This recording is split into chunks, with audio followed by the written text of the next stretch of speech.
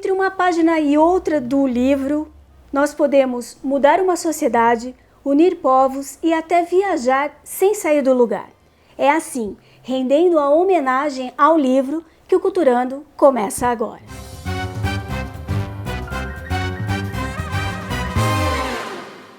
Olá, sejam todos muito bem-vindos. O Culturando desta semana vai render todas as homenagens ao livro. E eu não poderia procurar outra pessoa, um convidado melhor do que esse não há, do que Elvio Santiago. Ele é um amante, ele é um defensor dos livros. Elvio, muito obrigada pelo senhor nos receber aqui na sua casa. E já que estamos no mês de homenagem ao livro, eu queria perguntar ao senhor, temos motivos para comemorar? É lógico, sempre há motivo.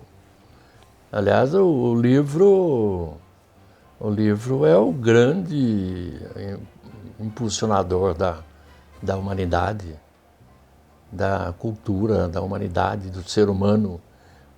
Ele diferencia o ser humano dos outros animais, né? Eu não sei de nenhum outro animal que leia livros, a não ser o homem, né? E razões existem muitas, né? Pela nossa capacidade de compreender, pela nossa capacidade cerebral, pela nossa capacidade de enxergar o mundo com uma visão muito mais ampliada do que os outros animais. Então o homem é um privilegiado no planeta Terra. Exatamente por isso, ele tem esse dom, essa capacidade de transformar o mundo através da arte. Agora, como é que o senhor vê a presença do livro na vida das pessoas? É suficiente do jeito que está hoje, nesse momento? Nós ainda achamos que o livro é alguma coisa secundária, infelizmente. Nós damos valores para outros meios de comunicação em detrimento do livro. Isso é triste, entendeu? Com certeza. Porque muitas vezes as pessoas procuram a facilidade, né? A imagem chama muito mais a atenção, enquanto que a letra em si há uma certa dificuldade. Primeiramente, pela nossa incapacidade intelectual, nós temos uma quantidade enorme de analfabetos e semi-analfabetos, né? E também porque as escolas ainda trabalham a literatura, na minha opinião, de uma maneira muito conservadora.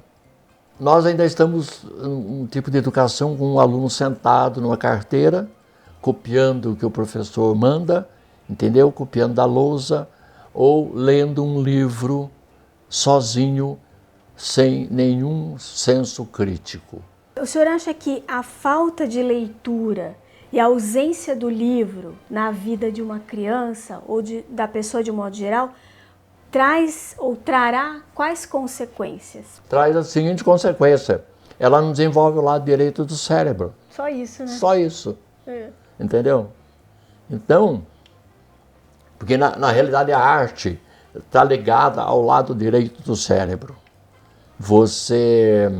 Qualquer tipo de arte desenvolve o lado direito do cérebro. Enquanto que as disciplinas matemáticas, físicas, ela desenvolve o lado esquerdo, entendeu?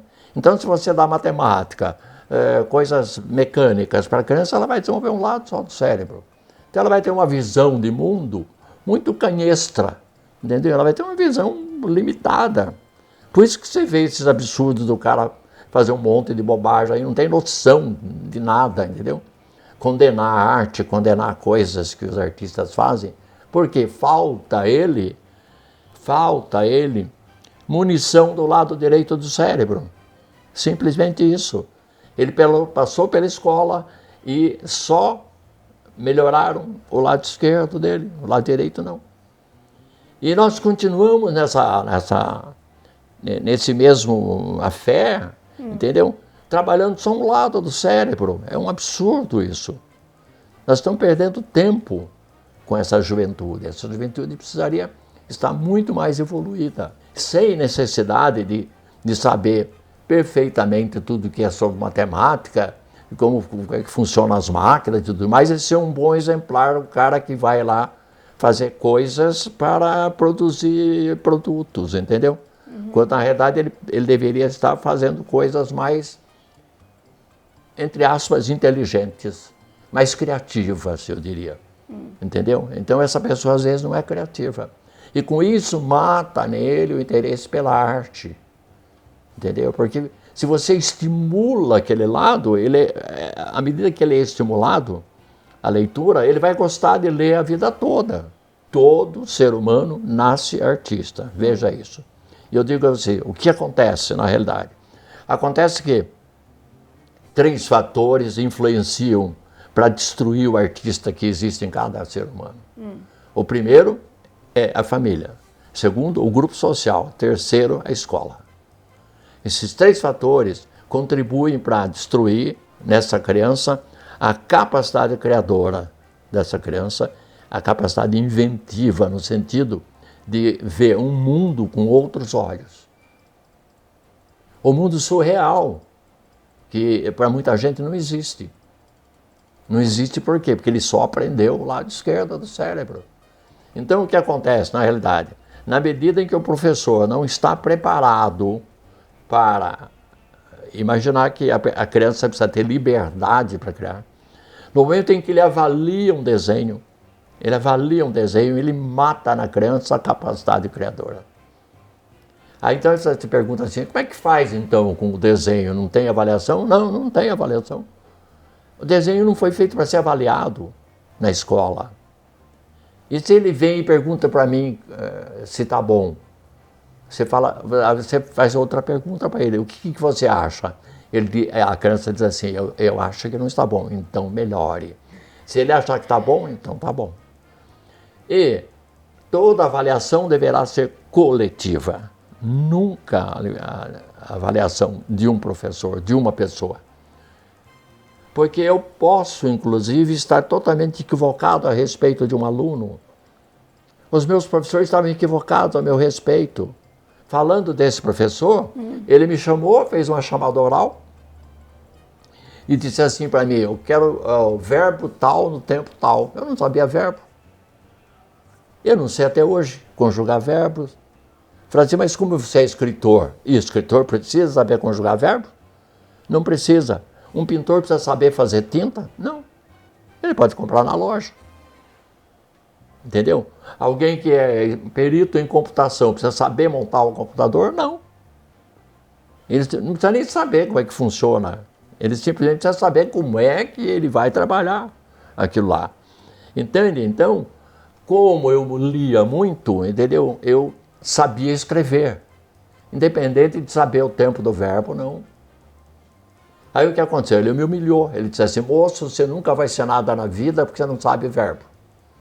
E eu parei de escrever. O senhor parou? É lógico. Uma criança humilhada desse jeito, eu era mocinho já, estava no 2º colegial. Outra coisa, tinha uma menina linda na classe, eu paquerava ela, queria que o mundo abrisse um buraco, eu caí dentro do buraco, entendeu? Então, o mundo acabou para mim naquele momento. E eu fiquei com ódio, eu falei, não sei verbos, o que eu estou fazendo escrevendo, se eu não sei verbo? Só eu vou retomar isso aí muito tempo depois. Como é que foi esse resgate? Eu conheci Mauro Vaz de Lima, Adelino Brandão, Douglas Tufano, eu conheci uma série de escritores, Douglas Mondo, assim por diante, fui conhecendo pessoas que escreviam, porque eles vinham pedir para mim para eu fazer capa de livro. E então todos eles foram meus clientes, entre aspas, né? Até que o Mauro um dia vê alguma coisa escrita por mim.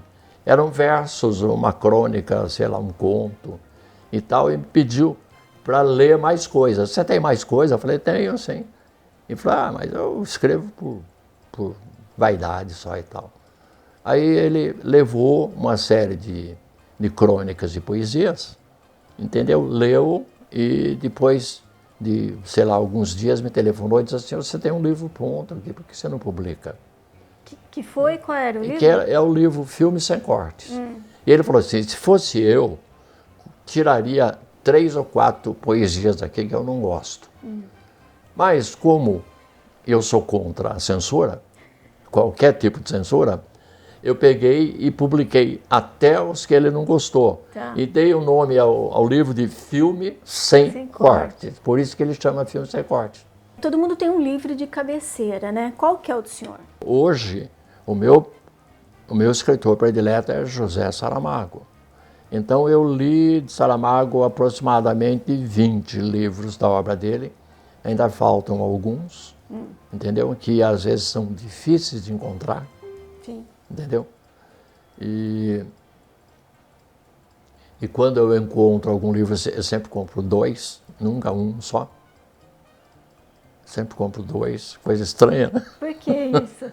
Porque é o seguinte, porque você deve notar que eu sou um escritor, um leitor assíduo e tenho uma biblioteca minúscula. É. Minúscula. Você vai dizer, mas só isso de livro? É. Geralmente os autores têm aquelas bibliotecas imensas, né? É. Não, a minha é minúscula. Sabe por quê? O senhor dá livro. Porque eu dou meus livros. É. Eu li um livro, se eu li uma, 2 vezes, às vezes uma vez só, eu faço doação. O que dizer para quem não tem o hábito de ler? O que é que o senhor diria para quem não tem o hábito de ler? Que mude de escola. Que mude de escola? Ou então mude de família. Sei, é porque é um estímulo que tem que estar ou na escola ou dentro de casa, né? Ou então vá morar perto de uma livraria, sentir atração pela livraria. Na realidade, gostar de ler, se apaixonar pela leitura, é uma questão, aquilo que eu falei para você no começo, é uma questão de 3 fatores. A primeira coisa que precisa que aconteça é que a sua família incentive você a ler. O incentivo familiar é importantíssimo, é o mais importante. Bom, é o seguinte, você que ainda não gosta de ler, como disse seu Elvio, mude de escola, mude de família, venha conversar com o seu Elvio. Fato é que a única herança que fica, de verdade, é aquilo que você aprende aqui. Ou, como diria um professor meu de faculdade, leia tudo, leia até bula de remédio. Exatamente. Eu falo isso também, né? Meu grande professor, meu melhor professor que eu tive, Será ele que dizia... ele foi meu aluno? Porque eu falava isso. Não sei, mas foi o melhor professor que quando falta eu tive. livro para mim, eu leio bula de remédio. Leia tudo, leia até bula de remédio, porque a única coisa que não tiram de você é o conhecimento. E o conhecimento, só está aqui nos livros. Exatamente. Certo? Certíssimo. Olha, semana que vem a gente volta com mais um Culturando. Obrigada pela sua companhia e até mais. Tchau.